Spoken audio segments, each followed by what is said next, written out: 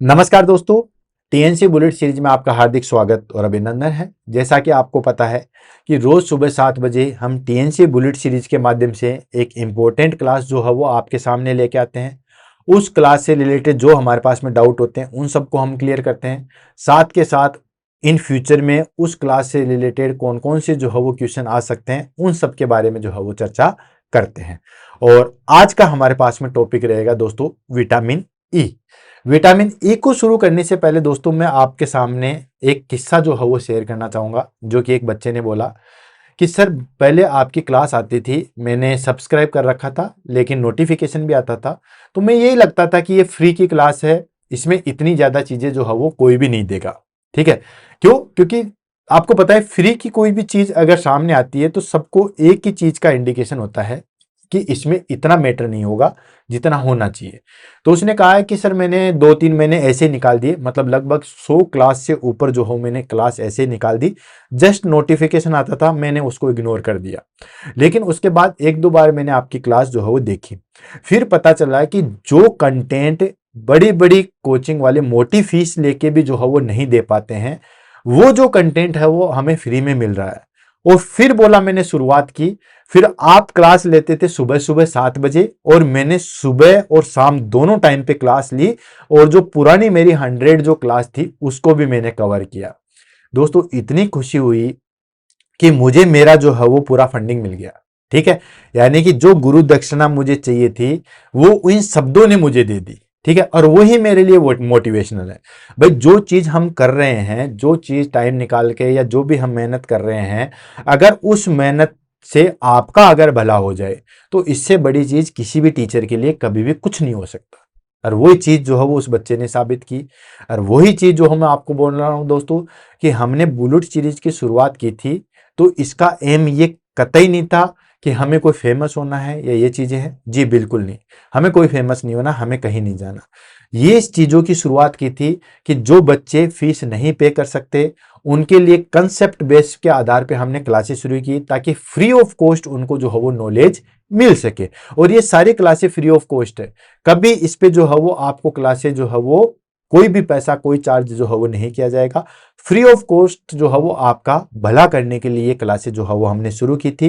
1 जनवरी 2025 से हमने जो है वो सोचा था कि आप लोगों के लिए कुछ किया जाए, तो उसके लिए हमने बुलेट सीरीज की थी। फिर हमने टाइम डिसाइड किया, टाइम भी हमने रखा कि हम सुबह 7 बजे का रखेंगे, ताकि सभी बच्चों के लिए एटलीस्ट सुबह सुबह जो है वो हमारे पास में अच्छा टाइम हो, ताकि पूरा दिन जो है वो उनका अच्छा जाए। तो इसलिए हमने सुबह 7 बजे रखा और रोज इंपॉर्टेंट क्लास जो है हम लेके आते हैं। इसी बुलेट सीरीज में आज हमारे पास में जो है वो दोस्तों 238 नंबर की क्लास है और वो आएगी विटामिन ई। क्वेश्चन आंसर की बात करते हैं तो दोस्तों जितने भी हमारे पास में विटामिन है, तो हर एग्जाम में कोई ना कोई विटामिन से कोई ना कोई क्वेश्चन जो है वो जरूर पूछा जाता है। कभी विटामिन ए के बारे में पूछ लिया, कभी विटामिन बी के बारे में पूछ लिया, कभी सी के बारे में पूछ लिया, कभी के बारे में पूछ लिया, कभी किसी विटामिन के बारे में पूछ लिया। तो सारे विटामिन जो है वो हम कंप्लीट कर चुके हैं। आज हमारे पास में सबसे लास्ट विटामिन है, मतलब ऑलरेडी हमारे पास में विटामिन ए भी हो चुका है, विटामिन डी भी हो चुका है, विटामिन के भी हो चुका है, विटामिन बी भी हो चुका है, बी कॉम्प्लेक्स जो है, और विटामिन सी भी हो चुका है। मतलब आज हमारे पास में लास्ट विटामिन बचा, वो बच गया हमारे पास में विटामिन ई। इसको भी हम आज जो है वो फिनिश कर लेते हैं। टोटल विटामिन हमने जो है वो कर लिए, बीच बीच में किए, ताकि आपका इंटरेस्ट भी जो है वो बना रहे। क्वेश्चन की बात करते हैं तो एक चीज तो मैंने आपको बताई कि शायद ही कोई ऐसी एग्जाम होगी जिसमें विटामिन से रिलेटेड कोई क्वेश्चन ना पूछा जाए। कहीं ना कोई एग्जाम में विटामिन से रिलेटेड क्वेश्चन पूछा जाता है। इसमें सारी चीज पूछ सकते हैं, इंट्रोडक्शन में पूछ सकते हैं, इसका केमिकल नेम क्या होता है ये पूछ सकते हैं, डेली रिक्वायरमेंट कितनी होती है वो पूछ सकते हैं, वाटर सोल्यूबल है या फेट सोल्यूबल है वो पूछ सकते हैं। देन उसके बाद में जो है वो इसके क्या क्या फंक्शन होते हैं वो पूछ सकते हैं, डेफिशिएंसी हो जाएगी तो क्या हो सकता है, ये सारी चीजें पूछ सकते हैं। मतलब जो जो चीज हम पढ़ते हैं वहां से हमारे पास में कोई ना कोई चीज जो है वो पूछी जा सकती है। कौन से फ्रूट्स में किस में सबसे ज्यादा प्रेजेंट होता है, ये सारी चीजें तो 1 बाय 1 करके लेंगे और इस लास्ट विटामिन को भी जो है वो हम फिनिश करेंगे। तो सबसे पहले हम ले लेते हैं दोस्तों इंट्रोडक्शन, देन उसके बाद जो है वो हम चलते हैं आगे। तो इंट्रोडक्शन की बात करें तो सबसे पहले तो बात कर लेते हैं कि ये जो हमारे पास में विटामिन है, ठीक है, ये जो हमारे पास में विटामिन है, ये हमारे पास में दोस्तों दैट इज कॉल्ड, ये फेट सोल्यूबल विटामिन है। विटामिन को आपको बताइए, विटामिन को जो है वो दो कैटेगरी में जो है वो डिवाइड किया गया बेसिकली, ठीक है, वो मैंने शुरू में भी बताया था लेकिन फिर बताता हूँ। विटामिन को दो कैटेगरी में डिवाइड किया गया, एक होता है हमारे पास में fat soluble vitamin, fat soluble vitamin मतलब जो फेट के अंदर डिजोल्व होता है, और दूसरा होता है हमारे पास में वाटर सोल्यूबल विटामिन, ठीक है, जो वाटर के अंदर सोल्यूबल होते हैं। फेट के अंदर बात करें तो इसमें हमारे पास में विटामिन ए आता है, विटामिन डी आता है, विटामिन ई आता है और विटामिन के आता है, ठीक है। और वाटर सोल्यूबल की बात करें तो इसमें हमारे पास में विटामिन बी कॉम्प्लेक्स आता है, ठीक है, एंड विटामिन सी आता है। दो जो विटामिन जो है वो हमारे पास में वाटर सोल्यूबल आएंगे, बी या हम पूरा नाम हो गया हमारे पास में बी कॉम्प्लेक्स, और सी ये तो हो गया हमारे पास में वाटर सोल्यूबल, और ए डी ई के ये हो गया हमारे पास में फेट सोल्यूबल। तो आज का हमारे पास में कौन सा विटामिन है, विटामिन ई है। अब विटामिन ई है इन द सेंस कि आज हम पढ़ेंगे ये फेट सोल्यूबल विटामिन है, ठीक है। अब फेट सोल्यूबल विटामिन और वाटर सोल्यूबल विटामिन के बारे में हम बात करते हैं तो एक तो डिफरेंशिएट आ गया कि फेट सोल्यूबल विटामिन फेट में डिजोल्व होता है और इनके एब्जॉर्प्शन के लिए फेट जरूरी होता है, और वाटर सोल्यूबल विटामिन जो है वो उनके लिए फेट जरूरी नहीं होता है। दोनों का एडवांटेज डिसएडवांटेज है। एडवांटेज हमारे पास में जैसे फेट सोल्यूबल विटामिन है, इसका एडवांटेज ये है कि ये स्टोर हो सकते हैं, तो स्टोर हो सकते हैं, ये एडवांटेज हो गया, ठीक है, ताकि जब जरूरत होगी तो हम इसको काम में ले सकते हैं, ठीक है। डिसएडवांटेज क्या है कि जो विटामिन स्टोर हो सकते हैं इनकी टॉक्सिसिटी होती है, ठीक है। तो ये जो हमारे पास में विटामिन है, विटामिन ए डी ई के, इनकी टॉक्सिसिटी हो सकती है। वाटर सोल्यूबल विटामिन एडवांटेज क्या है कि इनकी टॉक्सिसिटी नहीं होती है, क्योंकि ये जो है हमारे पास में स्टोर नहीं हो सकते। नुकसान क्या है, नुकसान ये है कि स्टोर नहीं हो सकते, तो अगर थोड़े दिन भी आपने विटामिन नहीं लिया ना तो उसकी डेफिशिएंसी हो जाएगी। तो वन बाय वन करके आगे बढ़ते हैं, देन उसके बाद इस टॉपिक को फिनिश करते हैं। सबसे पहले आ गया हमारे पास में केमिकल नेम, हर का केमिकल नेम पढ़ते हैं। जैसे हमारे पास में विटामिन ए का भी पढ़ा था, ठीक है, जैसे हमारे पास में विटामिन डी का भी पढ़ा था, तो इसी तरह हमारे पास में इसका आते हैं। तो इसका केमिकल नेम है दोस्तों टोकोफिरोल एंड टोकोट्राइडिनोल के नाम से इसको जाना जाता है, और इसके अलग अलग जो है वो फॉर्म आती है, अल्फा बीटा गामा डेल्टा, अलग अलग जो है वो फॉर्म आती है। अल्फा टोकोफिरोल मोस्ट एक्टिव जो है वो होता है ह्यूमन बीइंग में। ध्यान रखना, काफी बार जो है वो एग्जाम में क्वेश्चन पूछा गया है कि विटामिन ए का कौन सा जो है वो हमारे पास में सबसे ज्यादा एक्टिव होता है, तो अल्फा टोकोफिरोल। टोकोफिरोल ध्यान रखना, ठीक है, टोकोफिरोल जो है वो हमारे पास में एक्टिव फॉर्म के रूप में जो है वो प्रेजेंट होता है। नेचर की अगर हम बात करें तो नेचर इसकी क्या होती है दोस्तों, फेट सोल्यूबल विटामिन होता है, जो कि ऑलरेडी जो है वो हमने बता दिया। ये देखो यहाँ पे हमने ऑलरेडी गोला करके बता दिया कि विटामिन ई जो है वो हमारे पास में फेट सोल्यूबल है। डिस्कवर की बात करें तो विटामिन ई को जो है वो सबसे पहले 1922 के अंदर जो है वो दो साइंटिस्ट थे, Herbert M Evans and Katherine S Bishop, इन्होंने जो है वो डिस्कवर किया था। समझ में आ गया कि विटामिन ई को जो है वो हमारे पास में 1922 के अंदर Herbert M Evans and Katherine S Bishop ने जो है वो इसको डिस्कवर किया था। प्राइमरी फंक्शन की अगर हम बात करते हैं, ठीक है, तो ये पावरफुल जो है वो एंटीऑक्सीडेंट होता है, ठीक है, पावरफुल एंटीऑक्सीडेंट होता है। तो एंटीऑक्सीडेंट क्या होते हैं ये ऑलरेडी आपको पता ही होगा, ठीक है। एंटीऑक्सीडेंट होता है कि जितने में हमारे पास में जो फ्री रेडिकल्स होते हैं, जो ऑक्सीडेटिव फ्री रेडिकल्स होते हैं, उनको जो है वो डिस्ट्रॉय करते हैं। अगर वो फ्री रेडिकल्स हमारी बॉडी में रहेंगे ना तो फिर कैंसर कोज कर सकते हैं, ध्यान रखना। तो जो फ्री रेडिकल्स है या हम कहें कि जो हार्मफुल रेडिकल्स है, ठीक है, उनको जो है वो डिस्ट्रॉय करता है, तो ये पावरफुल एंटीऑक्सीडेंट होता है, ठीक है। तो it is act as a powerful antioxidant protecting cell from oxidative damage cause by free radicals. जो हमारे पास में फ्री रेडिकल्स है, ठीक है, उससे हमारी सेल को जो है वो बचाता है।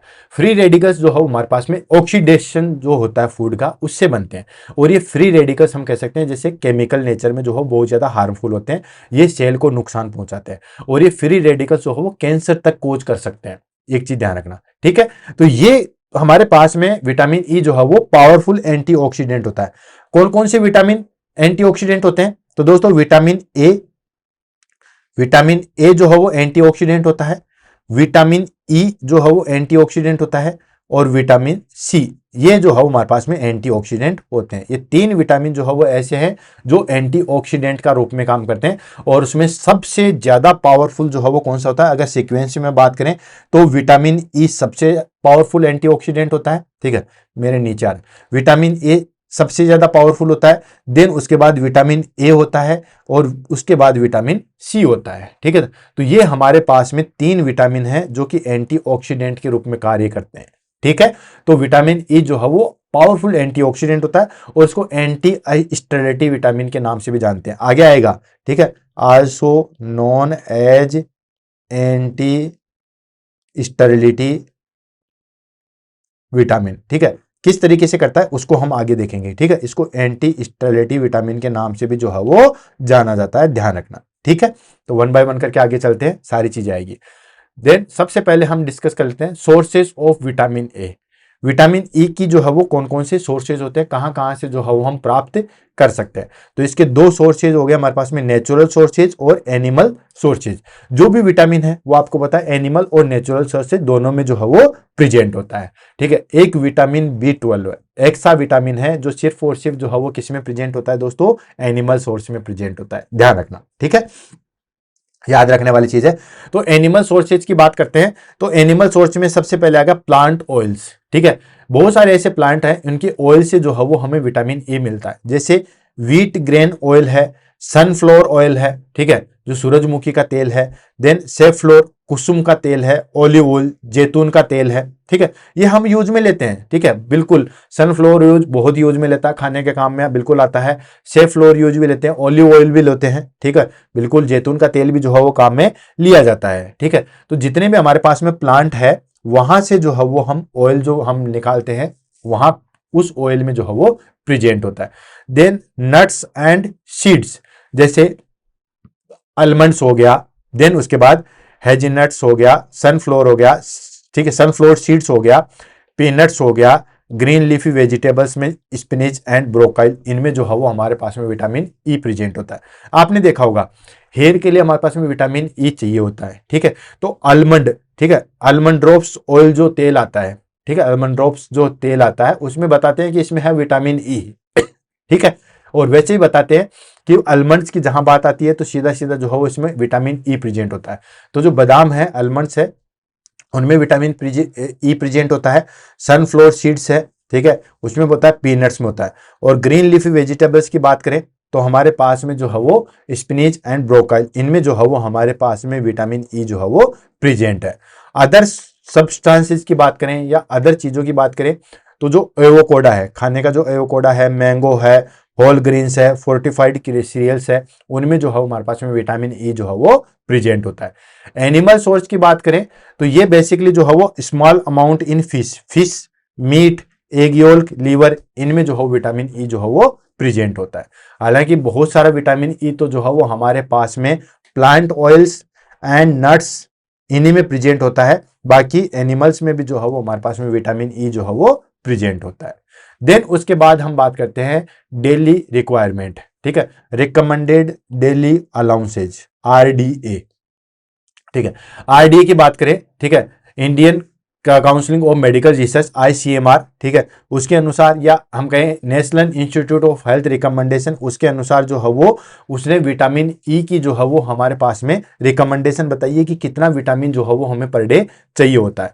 तो सबसे हम पहले बात करते हैं एडल्ट्स में, तो लगभग दोस्तों 15 milligram per day, 15 milligram per day, जिसको हम अल्फा टोकोफिरोल, जो एक्टिव फॉर्म होता है विटामिन ई की, ठीक है, ये हमारे पास में एक्टिव फॉर्म है, एक्टिव फॉर्म है, ठीक है, एक्टिव फॉर्म है विटामिन ई की।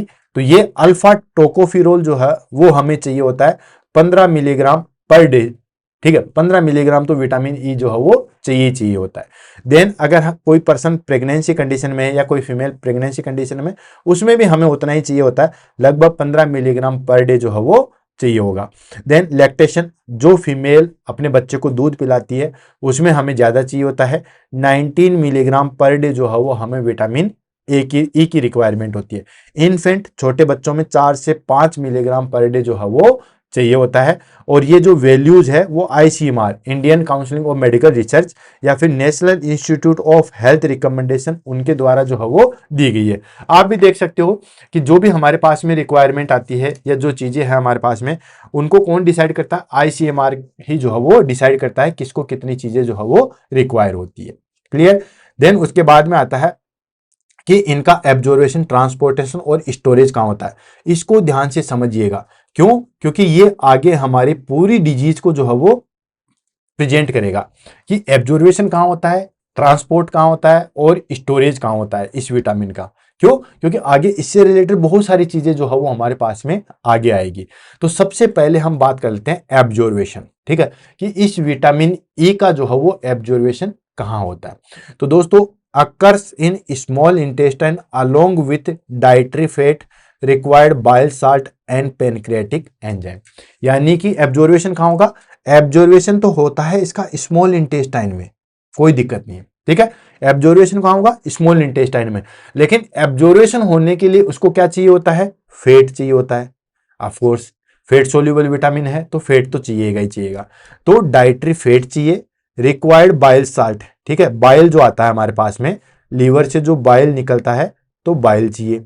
एंड पेनक्रियाटिक एंजाइम, पेनक्रियास से जो पेनक्रियाटिक जूस से जो पेनक्रियाटिक एंजाइम निकलता है वो जरूरी होते हैं, ठीक है। तो इसका एब्जॉर्वेशन तो कहाँ होता है? इसका एब्जॉर्वेशन स्मॉल इंटेस्टाइन में होता है, नो डाउट। लेकिन उसके लिए हमें फैट की भी रिक्वायरमेंट होती है, बाइल की भी रिक्वायरमेंट होती है और पेनक्रियाटिक एंजाइम की रिक्वायरमेंट होती है। तो दोस्तों, जिस पर्सन में कोलीलिथाइसिस हो जाता है, ठीक है, अभी कुछ दिन पहले मैंने कोलीलिथाइसिस के बारे में पढ़ाया था।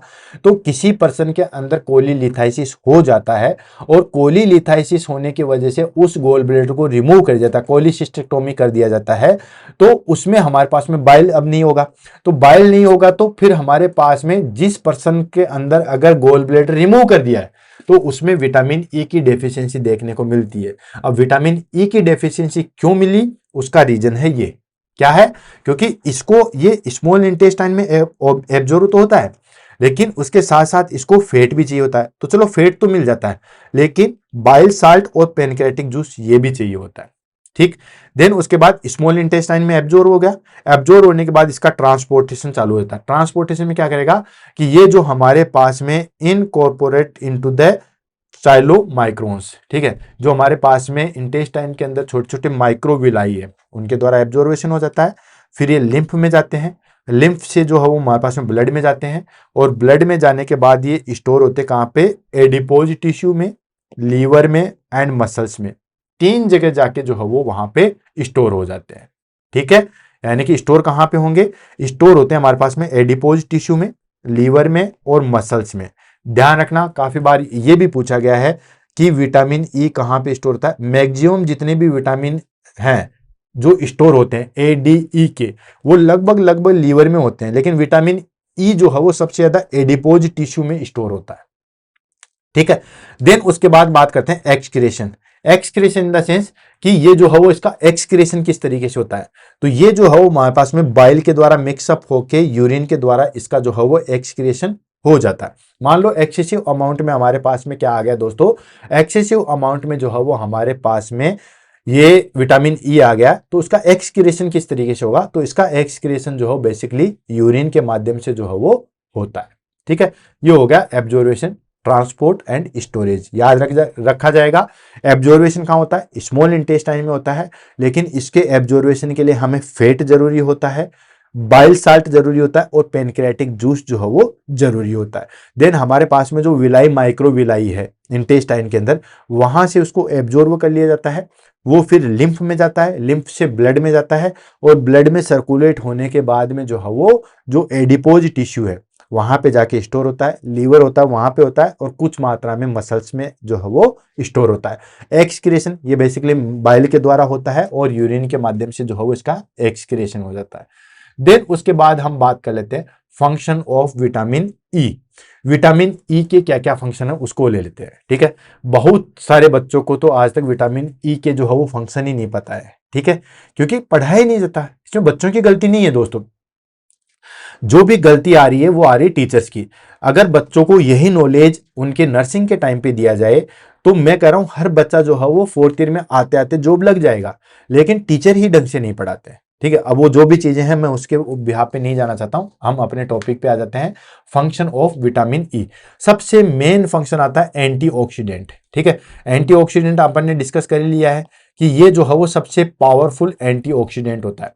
एंटीऑक्सीडेंट क्या होता है कि जो हमारे पास में जो फ्री रेडिकल्स होते हैं, मेटाबॉलिज्म से जो फ्री रेडिकल्स होते हैं वो निकलते हैं, तो ये जो हमारे पास में फ्री रेडिकल्स है उनको न्यूट्रलाइज करता है। ठीक है, एंटीऑक्सीडेंट का काम क्या होता है कि जो फ्री रेडिकल्स है, ठीक है, मेटाबॉलिज्म जो से जो फ्री रेडिकल्स निकले उनको जो है वो डिस्ट्रॉय करता है। तो neutralise free radicals, prevent oxidative stress. ठीक है, तो उनका जो है वो ऑक्सीडेटिव स्ट्रेस को रिड्यूस करता है and protect poly unsaturated fatty acid into the cell membrane. और जो पॉली अनसेचुरेटेड फैटी एसिड्स है, ठीक है, उनको जो है वो सेल मेम्ब्रेन को जो है वो प्रोटेक्ट करता है। पॉली अनसेचुरेटेड फैटी एसिड जो है वो हमारे पास में एक चिप फ्री रेडिकल की तरह वर्क करता है, तो उसको जो है वो हमारे पास में क्या करता है, प्रोटेक्ट करता है सेल मेम्ब्रेन। देन उसके बाद क्या करता है, प्रिवेंट एलडीएल ऑक्सीडेशन। ठीक है, लो डेंसिटी लिपोप्रोटीन है उसके ऑक्सीडेशन को करता है।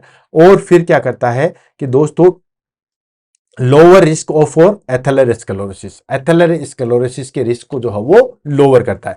क्यों? क्योंकि अगर मान के चलिए ये हमारे पास में एलडीएल का जो है वो ऑक्सीडेशन होगा, एलडीएल का ऑक्सीडेशन होगा तो ज्यादा से ज्यादा जो है वो हमारे पास ऑक्सीडेशन हो रहा है दोस्तों, ठीक है, रिडक्शन नहीं हो रहा। एलडीएल का ऑक्सीडेशन होगा तो ज्यादा से ज्यादा एलडीएल जो है वो निकलेगा। ठीक है, लोअर डेंसिटी लिपोप्रोटीन निकलेगा।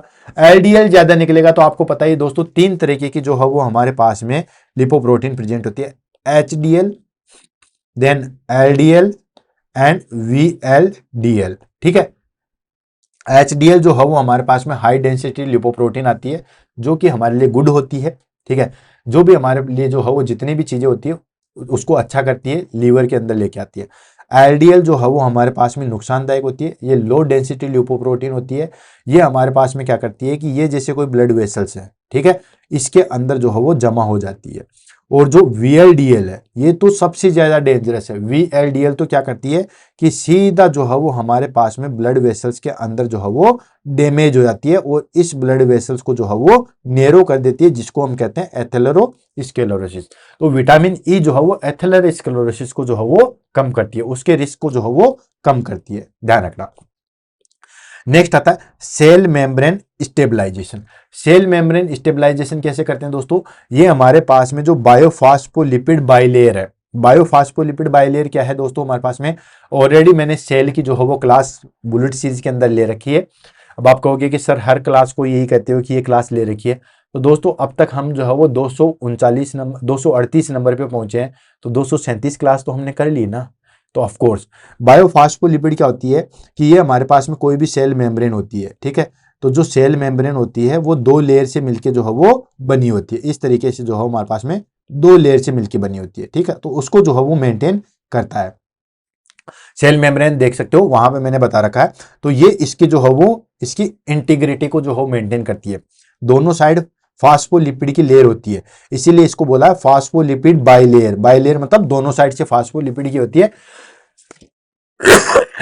इसमें हमारे पास में जो फास्फोलिपिड होता है वो हाइड्रोफिलिक और हाइड्रोफोबिक दोनों तरीके से होता है। ठीक है, और डिटेल में आप जो है वो सेल मेम्ब्रेन में जाके देख सकते हो। तो ये हो गया हमारे पास में सेकंड फंक्शन।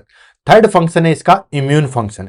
इम्यून फंक्शन में क्या करता है दोस्तों, ये हमारे पास में जो टी सेल मीडिएटेड इम्यूनिटी है, ठीक है, दो तरीके की इम्यूनिटी होती है, एक होता है टी सेल मीडिएटेड और एक होता है ह्यूमोरल मीडिएटेड। ठीक है, तो एक होता है सेल मीडिएटेड और एक होता है ह्यूमोरल। तो सेल मीडिएटेड जो है वो किसके ऊपर डिपेंड करती है, टी सेल के ऊपर, और ह्यूमोरल जो है वो किस पे करती है दोस्तों, बी पे करती है। तो ये बेसिकली जो है वो टी सेल मीडिएटेड इम्यूनिटी जो है वो शो करती है। इम्यूनिटी भी ऑलरेडी मैंने बुलेट सीरीज के अंदर करवा रखा है, वहां पे आप देख सकते हो। जो टी सेल मीडिएटेड इम्यूनिटी होती है वो लॉन्ग टर्म के लिए होती है, लॉन्ग समय के लिए होती है, लंबे ड्यूरेशन के लिए होती है। सेकेंड जो है वो हमारे पास में बी ह्यूमोरल इम्यूनिटी होती है। बी ह्यूमोरल इम्यूनिटी जो है वो शॉर्ट टाइम के लिए होती है। ठीक है, तो ये चीज ध्यान रखना, ये जो है हमारे पास में शॉर्ट टाइम के लिए होती है।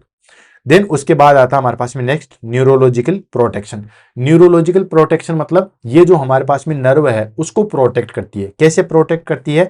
ये क्या करती है? Prevent oxidation damage of nerve cells. जो नर्व सेल्स का जो डैमेज होता है, ठीक है, ऑक्सीडेटिव डैमेज है, उसको रोकती है। यानी कि ये हमारे पास में important for myelin sheath maintenance. Myelin sheath को जो है वो रोकती है। माइलिन शीथ क्या है? ये जैसे हमारे पास में नर्व सेल है, ठीक है, ये हमारे पास में जो है वो नर्व सेल है, ये इसका जो है वो एक्सॉन है, और इस तरीके से जो है वो ये हमारे पास में कोई माइलिन शीथ है, ठीक है, और ये नर्व सेल है। नर्व सेल के ऊपर जो है वो एक लेयर प्रेजेंट होती है जिसको हम क्या कहते हैं दोस्तों? Myelin sheath present.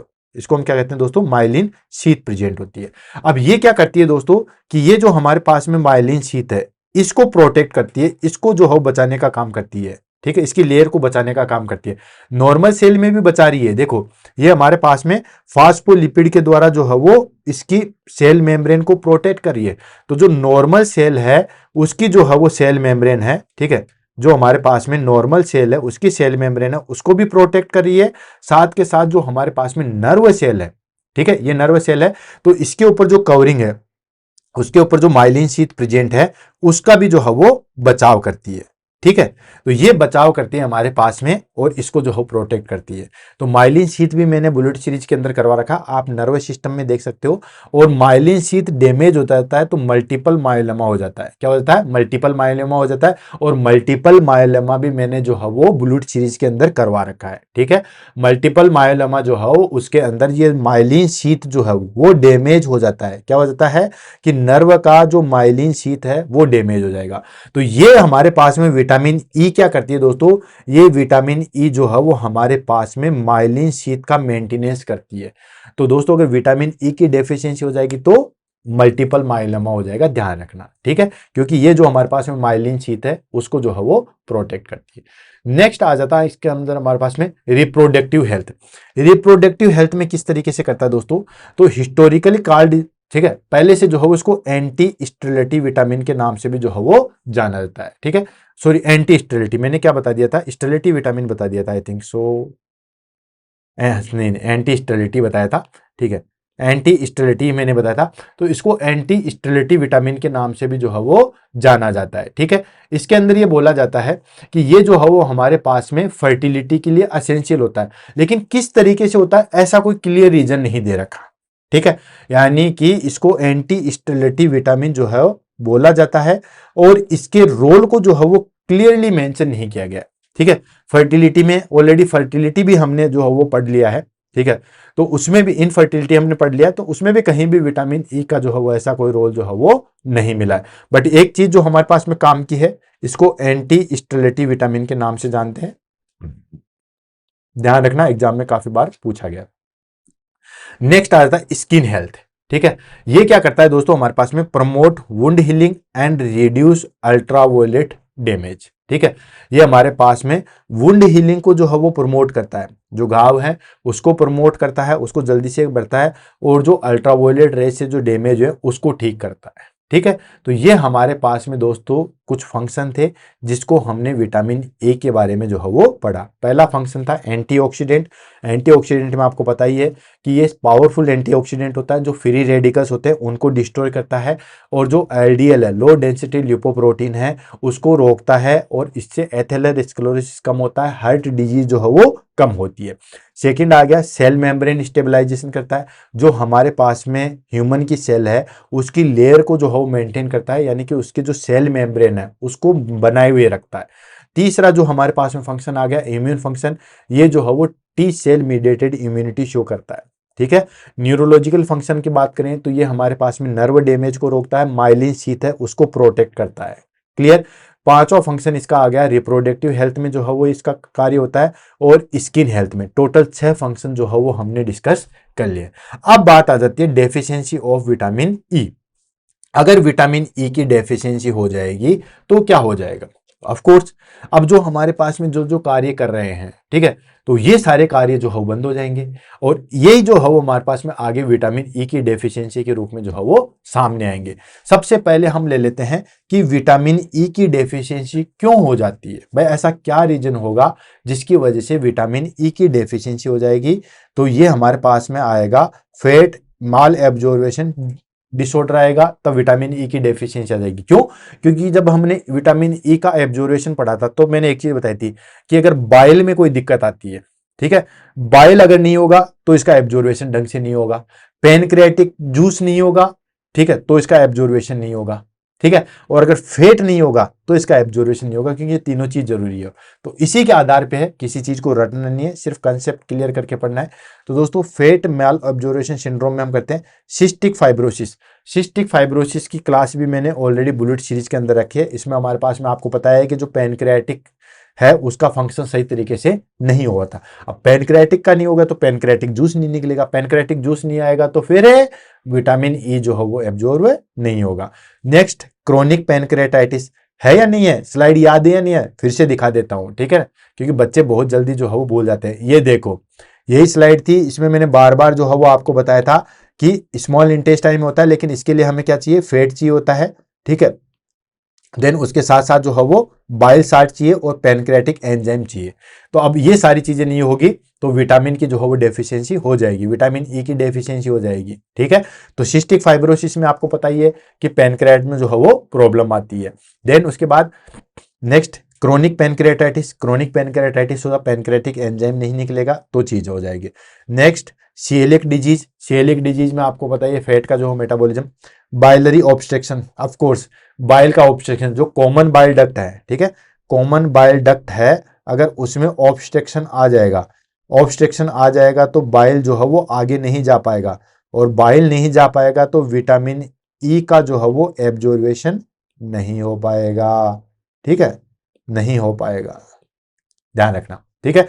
देन उसके बाद जेनेटिक डिसऑर्डर, जेनेटिक डिसऑर्डर में आ जाता है हमारे पास में दैट इज कॉल्ड एबिलिटिव प्रोपेटिव एनीमिया, ठीक है, ये हो सकता है। देन प्रीमेच्योर इन्फेंट, इसमें लो फैट स्टोरेज होगा, लो फैट स्टोरेज होगा तो क्या दिक्कत आ जाएगी दोस्तों?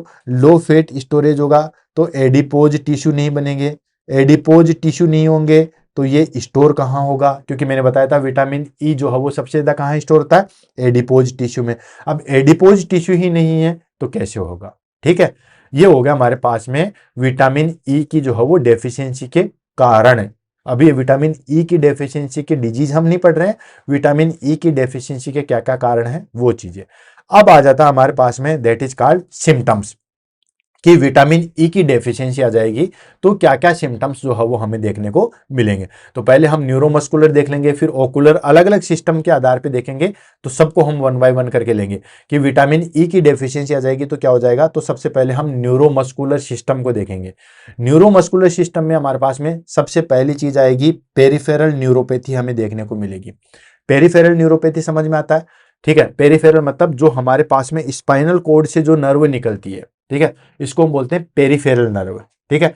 तो स्पाइनल कोड से जो नर्व निकलती है जो आगे पूरा सेंसेशन करती है उसमें प्रॉब्लम आ जाएगी। तो पेरिफेरल का मतलब हो गया जो स्पाइनल कोड से निकलती है, ठीक है, यानी कि स्पाइनल कोड से निकलने वाली, निकलने वाली। और न्यूरोपैथी का, न्यूरो का मतलब हो गया नर्व और पैथी का मतलब हो गया डिजीज, ठीक है। तो जो पेरिफेरल नर्व है उसकी डिजीज हो जाती है, उसको हम कहते हैं पेरिफेरल न्यूरोपैथी। देन अटेक्सिया देखने को मिलेगा, मतलब लॉस ऑफ कोऑर्डिनेशन, कोऑर्डिनेशन नहीं मिलेगा। कोऑर्डिनेशन जैसे हम कोई चीज को पकड़ते हैं, जैसे इसको पकड़ के यूं पकड़ा तो ये हमारे पास में कोऑर्डिनेशन है, या उछाल के भी इसको पकड़ा तो हमारे पास में ये कोऑर्डिनेशन है, ठीक है। तो ये कोऑर्डिनेशन जो है वो लॉस हो जाएगा, क्यों? क्योंकि नर्व फंक्शन जो है हमारे पास में डिक्रीज हो जाते हैं। देन उसके बाद मसल्स वीकनेस, जिसको मायोपैथी कहते हैं, मायो मतलब मसल्स, पैथी का मतलब आपको पता है डिजीज, ठीक है। तो मसल्स वीकनेस हो जाएगी, जो हमारे मसल्स की जो टोन रहती है वो टोन उतनी नहीं रह पाएगी, मसल्स की जो है वो वीकनेस हो जाएगी, जिसको हम कहते हैं मायोपैथिया। एंड हाइपोरिफ्लेक्सिया, हाइपोरिफ्लेक्सिया मतलब रिफ्लेक्स, जो हम रिफ्लेक्स देते हैं, जिसे पटेलर रिफ्लेक्स है, प्लांटर रिफ्लेक्स है, या कोई कोई भी चीज का रिफ्लेक्स, जैसे कोई बॉल फेंक रहा है तो हम तुरंत उसको कैच कर लेते हैं, ये भी हमारे पास में रिफ्लेक्स है। तो जितने भी हमारे पास में रिफ्लेक्स है वो हमारे पास में डिक्रीज हो जाएंगे। ठीक है, तो ये हमारे पास में है न्यूरोमस्कुलर, यानी कि मस्कुलर सिस्टम पे जो है वो ये प्रॉब्लम आती है। क्या क्या? पेरिफेरल न्यूरोपैथी देखने को मिलेगी, अटेक्सिया देखने को मिलेगा, मसल्स वीकनेस देखने को मिलेगी और हाइपोरिफ्लेक्सिया देखने को मिलेगा। नेक्स्ट हम बात कर लेते हैं ओकुलर। ओकुलर मतलब आंखों में क्या क्या दिक्कत आएगी। तो ओकुलर में हमारे पास में आएगी दोस्तों रेटिनोपैथी। ठीक है, रेटिनोपैथी मतलब इन द सेंस कि रेटिना के अंदर जो है वो हमारे पास में प्रॉब्लम आएगी। रेटिनोपैथी मतलब रेटिनो मतलब रेटिना और पैथी मतलब डिजीज। ठीक है, तो रेटिना के अंदर जो है वो हमारे पास में प्रॉब्लम आएगी। एंड विजुअल प्रॉब्लम्स, देखने में भी जो है वो हमें दिक्कत आएगी। इसको कहते हैं हम विजन प्रॉब्लम्स, देखने में भी हमें जो है वो दिक्कत आएगी। नेक्स्ट आ जाता है हेमेटोलॉजिकल। हेमेटोलॉजिकल मतलब ब्लड से रिलेटेड हमें, या हम कहें ब्लड से रिलेटेड सिस्टम में हमें क्या क्या चीजें दिक्कत आएगी। तो वो आएगी हमारे पास में हेमोलाइटिक एनीमिया देखने को मिलेगा। हेमोलाइटिक एनीमिया देखने को क्यों मिलेगा? Due to RBC membrane damage, जो हमारे पास, क्योंकि ये मेम्ब्रेन को ठीक करता है। अभी हमने इसके फंक्शन पढ़े थे। ठीक है, तो फंक्शन में पढ़ा था कि ये जो हमारे पास में जो सेल की मेम्ब्रेन है, ठीक है, तो उसको प्रोटेक्ट करता है कि नहीं करता? तो आरबीसी भी तो एक सेल ही है। ठीक है, इसके अंदर न्यूक्लियस ही तो नहीं है, बाकी चीजें मेम्ब्रेन, सेल मेम्ब्रेन कवरिंग तो है ही है। ठीक है, तो ये जो हमारे पास में सेल मेम्ब्रेन जो है वो इसकी डेफिशिएंसी होगी तो सेल मेम्ब्रेन डैमेज हो जाएगी। सेल मेम्ब्रेन डैमेज हो जाएगी तो आरबीसी जो है वो जल्दी से डिस्ट्रॉय हो जाएगी। आरबीसी जल्दी से डिस्ट्रॉय हो जाएगी तो उस कंडीशन को हम कहते हैं दोस्तों हीमोलाइटिक एनीमिया जो है वो देखने को मिलेगा। ठीक है, और ये स्पेशली किस में देखने को मिलता है? Premature infant. ठीक है, प्रीमेच्योर इन्फेंट में देखने को मिलेगा। ये हेमेटोलॉजिकल आ गया। अब बात कर लेते हैं हम टॉक्सिसिटी की। टॉक्सिसिटी इन द सेंस, ठीक है, कि अगर मान के चलिए हमारे पास में विटामिन ई अगर हम ज्यादा ले लें तो क्या क्या टॉक्सिसिटी हो सकती है। तो दोस्तों आपको मैंने पहले भी बताया था कि जो हमारे पास में फैट सोल्यूबल विटामिन होते हैं उनकी टॉक्सिसिटी होती है, वाटर सोल्यूबल विटामिन की कोई टॉक्सिसिटी नहीं होती है। तो इसकी, ये हमारे पास में फैट सोल्यूबल है तो इसकी टॉक्सिसिटी होगी। तो टॉक्सिसिटी कैसे हो सकती है? Usually from high dose of supplementation. ठीक है, अगर हम सप्लीमेंट के रूप में, वैसे अगर नेचुरल सोर्स से हम अगर विटामिन ई ले रहे हैं तो कभी भी टॉक्सिसिटी नहीं होती है। और एक चीज और मैं रिपीट कर रहा हूं दोस्तों, हमेशा ध्यान रखना, नेचुरल सोर्स से हम कोई भी विटामिन लेते हैं, नॉट फॉर विटामिन ई, कोई सा भी विटामिन हो, चाहे ए हो, चाहे डी हो, चाहे के हो, चाहे बी हो, सी हो, कोई सा भी विटामिन हो, अगर हम नेचुरल सोर्स से ले रहे हैं ना तो कभी भी टॉक्सिसिटी नहीं होती है। टॉक्सिसिटी कब होती है? जब हम सप्लीमेंट के रूप में, जैसे इंजेक्शन के रूप में, ओरली के रूप में हम जो है वो ज्यादा ले लेते हैं तो ही हमारे पास में टॉक्सिसिटी होती है। और इसकी टॉक्सिसिटी कब होती है? जब high dose supplementation, high dose जो है वो विटामिन ई ले लेंगे, जैसे for example more than 1000 milligram per day से ज्यादा ले लेंगे। ठीक है, तो उसकी वजह से रेयर फ्रॉम फूड अलोन, सिर्फ खाने की वजह से जो है वो हमारे पास में विटामिन की डेफिशिएंसी, टॉक्सिसिटी हो, ऐसा देखने को नहीं मिलता। हाँ, आप सप्लीमेंट के रूप में अगर ज्यादा लोगे तो ही देखने को मिलेगा, अदरवाइज नहीं मिलेगा। सिम्टम्स की अगर हम बात करते हैं तो सिम्टम्स में आ गया हमारे पास में, तो दोस्तों नोजिया, डायरिया देखने को मिलेगा, हेडेक देखने को मिलेगा, फटिक देखने को मिलेगा and increase risk of haemorrhagic.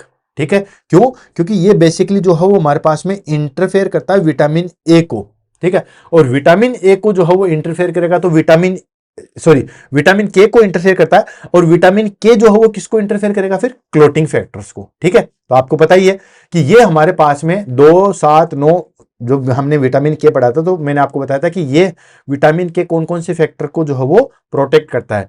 तो ये इंटरफेयर करता है हमारे पास में विटामिन के को, और विटामिन के डायरेक्टली जो है वो रिलेटेड है हमारे पास में क्लोटिंग फैक्टर से रिलेटेड, इसलिए हेमरेज के चांसेस भी जो है वो बढ़ जाते हैं। देन उसके बाद हमारे पास में मसल्स वीकनेस देखने को मिलेगी और ब्लड विजन जो है वो देखने को मिलेगा। तो ये हमारे पास में कुछ सिम्टम्स थे जिसमें हमारे पास में nausea, diarrhoea, headache, fatigue, haemorrhage, muscles weakness and blood vision देखने को मिलेगा। और ये देखने को मिलता है vitamin E toxicity. Vitamin E की टॉक्सिसिटी फूड से कभी भी नहीं होती है। हाँ, हम हाई डोज सप्लीमेंट के रूप में अगर विटामिन ई ले लेंगे तो ही हो सकती है, अदरवाइज नहीं होगी। क्लियर? देन उसके बाद आता है हमारे पास में थेराप्यूटिक यूजेज। थेराप्यूटिक यूजेज की बात करें कि हमारे पास में विटामिन ई को हम किस तरीके से काम में ले सकते हैं, यानी कि ट्रीटमेंट में हम किस तरीके से काम में ले सकते हैं, उसको हम ले लेते हैं। तो दोस्तों, act as a antioxidant supplement in certain condition, ठीक है, यानी कि अगर किसी पर्सन के अंदर बहुत ज्यादा जो है वो हमारे पास में फ्री रेडिकल्स है, तो उसमें हम विटामिन ई दे सकते हैं। क्यों?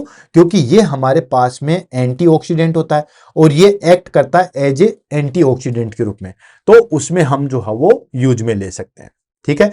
देन पेरिफेरल न्यूरोपैथी, अगर किसी को पेरिफेरल न्यूरोपैथी है उसमें हम विटामिन ई दे सकते हैं। वो तो ऑलरेडी हमने पढ़ा ही है कि विटामिन ई की डेफिशिएंसी हो जाती है तो पेरिफेरल न्यूरोपैथी जो है वो हमें देखने को मिलेगी, ठीक है। देन उसके बाद non alcoholic fatty liver disease. दोस्तों, फैटी लीवर डिजीज जो है वो आपने देखा होगा, ठीक है। फैटी लीवर डिजीज जो है वो हमारे पास में 90% ईटियोलॉजी होती है हमारे पास में अल्कोहल कंजप्शन, ठीक है, यानी कि जो अल्कोहल का कंजप्शन करता है उसमें फैटी लीवर जो है वो हमें देखने को मिलेगा। लेकिन ऐसे पर्सन भी हो सकते हैं जो कई बार आते हैं हॉस्पिटल के अंदर, वो कहते हैं कि हमने आज तक तो जो है वो ड्रिंक को छुआ ही नहीं है, फिर भी उनको फैटी लीवर देखने को मिलेगा। तो डॉक्टर भी कई बार सोचता है कि यार ऐसा कैसे हो सकता है। लेकिन दोस्तों, अगर कोई क्लाइंट, ठीक है, हो सकता है, नो डाउट, हालांकि ये सिर्फ 10% केसेज में होता है, 90% केसेज में फैटी लीवर सिर्फ अल्कोहल की वजह से होता है, ठीक है। तो अगर नॉन अल्कोहल की वजह से अगर फैटी लीवर डिजीज हो रही है तो हम विटामिन ई उसको दे सकते हैं और उसको ठीक कर सकते हैं, ठीक है। तो अगर आपके सामने कल को कोई बंदा आए, ठीक है, और वो बंदा जो है वो हम उसका फैटी लीवर आए, ठीक है, उसने जो है वो टेस्ट करवाया, ठीक है, और टेस्ट करवाने के बाद जो है वो हमारे पास में देखा और हमें फैटी लीवर बना, और फैटी लीवर में हमारे पास में मान लो first grade I, second grade I, third grade I, ठीक है, तो कोई भी ग्रेड आई उसमें हमें फैटी लीवर देखने को मिला, ठीक है, और फैटी लीवर देखने को मिला तो आप उसमें विटामिन ई के द्वारा उसको ट्रीट कर सकते हो, ठीक है। देन उसके बाद age related macular degeneration. Age related macular degeneration in the sense कि कोई पर्सन अगर उम्र के हिसाब से ज्यादा बूढ़ा दिख रहा है ना, ध्यान रखने वाली चीज है, विटामिन ई को खूब सारे इंजेक्शन मिल जाते हैं, बहुत सारे कैप्सूल मिल जाते हैं और बहुत सारे लोग खाते भी हैं अपने आप को जवान रखने के लिए। तो कल को आप मेडिकल पे जाके लेके मत आना कि मैंने बताया था, बट ये फर्क पड़ता है। एज रिलेटेड मैकुलर चेंजेस मतलब कई बार एज किसी की अगर ज्यादा दिखती है तो भी हम विटामिन ई के द्वारा उसको ट्रीट कर सकते हैं। And prevent of oxidative stress, ठीक है, ऑक्सीडेटिव स्ट्रेस है उसको प्रिवेंशन किया जाता है। एंड सपोर्टिव थेरेपी के रूप में ले लेते हैं प्रीमेच्योर इन्फेंट जो कि हीमोलाइटिक एनीमिया से सफर कर सकता है, उसके लिए हम प्रीमेच्योर इन्फेंट है जिसके अंदर हीमोलाइटिक एनीमिया हो सकता है, उसको हम सपोर्टिव थेरेपी के रूप में भी विटामिन ई जो है वो देके ठीक कर सकते हैं। क्लियर है? अब हम ले लेते हैं इंपॉर्टेंट पॉइंट्स, देन उसके बाद हम लेंगे क्विक रिवीजन और फटाफट इस टॉपिक को जो है वो फिनिश करेंगे। इंपॉर्टेंट पॉइंट में आ जाता है कि ये हमारे पास में monitor fat absorption in patient with GI disorder, they may need supplementation, ठीक है। अगर कोई पर्सन, ध्यान से समझो, अगर कोई पर्सन फैट एब्जॉर्बेशन में दिक्कत कर रहा है, ठीक है, कुछ इसको कोई मान लो जीआई डिसऑर्डर है, ठीक है, और उसको फैट एब्जॉर्बेशन में दिक्कत आ रही है। अब जीआई डिसऑर्डर क्या हो सकता है दोस्तों, मान लो उसका गोल ब्लैडर रिमूव कर दिया गया है, ठीक है, तो उसमें हम फिर विटामिन ई जो है वो सप्लीमेंट के रूप में देंगे। विटामिन ई जो है वो सप्लीमेंट के रूप में देंगे। क्यों देंगे? क्योंकि विटामिन ई के लिए जो है वो फैट चाहिए होता है। अगर अब उस क्लाइंट के अंदर जीआई डिसऑर्डर की वजह से फैट नहीं है, फैट का एब्जॉर्बेशन नहीं हो रहा, फैट का नहीं हो रहा तो फिर वो विटामिन ई का भी एब्जॉर्बेशन नहीं होगा, तो फिर विटामिन ई जो है वो हम सप्लीमेंट के रूप में देंगे।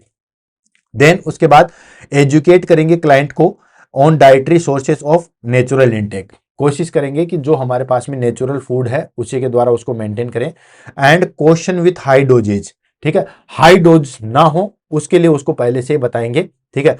Specially in patient on anticoagulant therapy पे, जैसे वारफेरिन, एस्पिरिन है, ठीक है, उनमें जो है वो ब्लीडिंग रिस्क ज्यादा होती है और उसमें हम सावधानी से जो है विटामिन ई का जो है वो यूज करेंगे।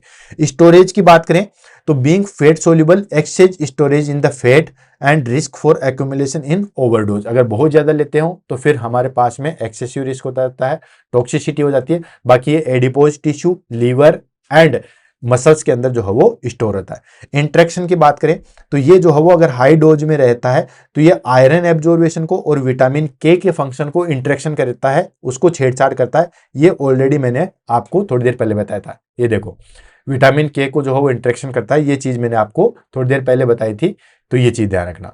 अब फटाफट जो है वो इसका क्विक रिवीजन कर लेते हैं, देन इस टॉपिक को जो है वो हम फिनिश करते हैं। क्विक रिवीजन में आ जाएगा हमारे पास में केमिकल नेम क्या है दोस्तों, केमिकल नेम है हमारे पास में टोकोफिरोल एंड टोकोट्राइनोल्स, ठीक है। सोल्युबिलिटी की बात करें तो ये वेट सोल्यूबल होता है। मेन रोल ये हमारे पास में एंटीऑक्सीडेंट के रूप में होता है, हाईली एंटीऑक्सीडेंट होता है।